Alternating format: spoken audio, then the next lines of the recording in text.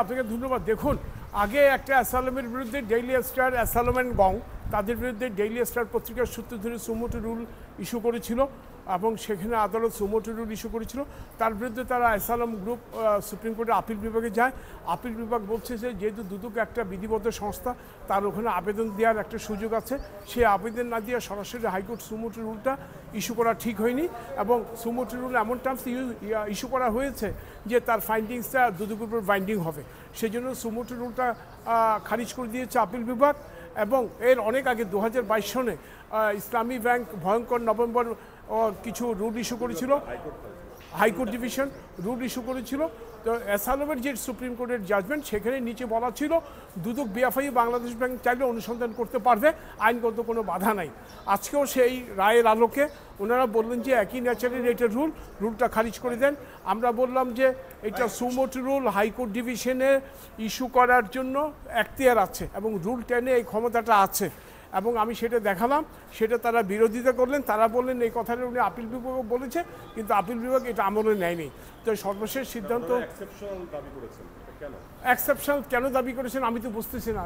ঋণ কেলেঙ্কারি, money laundering, exceptional মানে কোন দিক থেকে, ঋণের ক্ষেত্রে না মানি লন্ডারিংয়ের ক্ষেত্রে, সেটা তারা এখানে ব্যাখ্যা দেয়নি।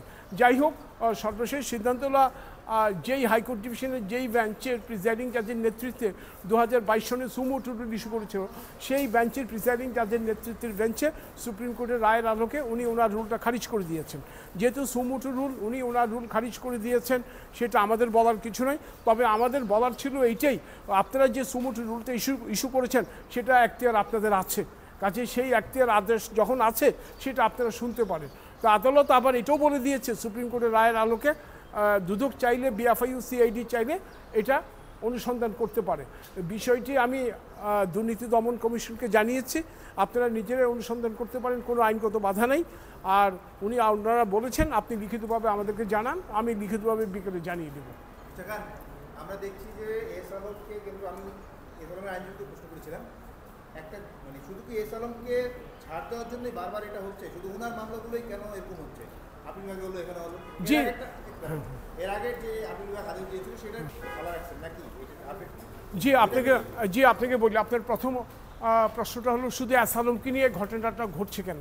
এটা আপনার মতো অনেকেই হাজার জনের শতজন আমরা প্রশ্ন করছে। আমার প্রশ্নের উত্তর হলো আপিল বিভাগ রায় দিয়েছে, সেটা আমাদের মানতে হবে, হাইকোর্ট রায় দিয়েছে, মানতে হবে। এখন কেন হচ্ছে সেটা তো আর আমি জানি না। তবে আমাদের মোদ্দা কথা হলো যেহেতু দুর্নীতি দমন কমিশনের একটা ডিরেকশন আছে, যদি তুমি মনে করো তুমি অনুসন্ধান করতে পারো, তো আমি মনে করি তো দুদককে অবশ্যই অনুসন্ধান করা উচিত, কারণ এটা লন্ডারিং, এমবেজলমেন্ট, মানি লন্ডারিং সব কিছু দুর্নীতি দমন কমিশনের তফসিলভুক্ত অপরাধ। এই দুর্নীতি দমন কমিশন যদি অনুসন্ধান না করে তাহলে কে অনুসন্ধান করবে? তাহলে এই যে এলিগেশনগুলি আসে, এগুলো তো সত্য মিথ্যা যাচাইয়ের ব্যাপার আছে। এটা it may be true, may not be true. একটা সুষ্ঠু অনুসন্ধান হলে সেটা হতো, কিন্তু যেহেতু হাইকোর্ট বিভাগ আজকে সেটা রুলটা খারিজ করে দিয়েছে এবং আমাদের প্রতি একটা ডাইরেকশন আছে, যদি তোমরা মনে করো, তা আমি সেই কথাটাই কমিশনকে বলেছি, আপনারা যদি মনে করেন সেটা আপনি অনুসন্ধান করেন। এবং আমি ব্যক্তিগতভাবে আইনজীবী হিসেবে মনে করি যে আপনাদের এটা অনুসন্ধান করা উচিত, কারণ এটাই আপনাদের কাজ। Thank you. কোনটা? আগেরটা আমরা সার্টিফাইড কপি জমা দিয়েছি, ওটাও হবে। হ্যাঁ, নিশ্চিন্ত থাকো।